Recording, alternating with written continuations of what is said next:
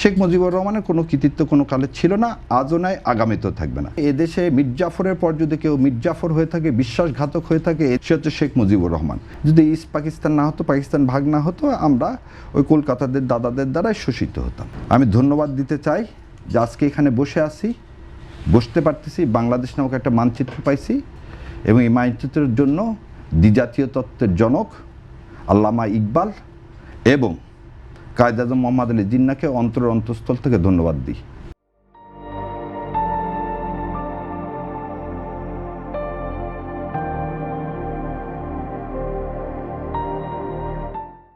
যারা এই সাম্প্রদায়িকতার বলে ভারতকে এক জায়গায় রেখে হিন্দুর নিষ্পেষণ করতে চাইছিল, সেই জন্যে আল্লাহর কাছে লাখো কোটি শুকরিয়া, আমরা বাংলাদেশ বলে একটা, যদি ইস্ট পাকিস্তান না হতো, পাকিস্তান ভাগ না হতো, আমরা ওই কলকাতাদের দাদাদের দ্বারাই শোষিত হতাম।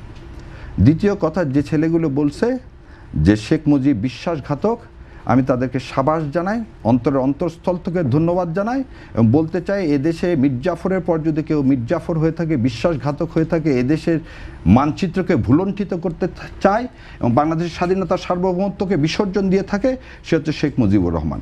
শেখ মুজিবুর রহমানের কোনো কৃতিত্ব কোনো কালে ছিল না, আজও নাই, আগামীতেও থাকবে না।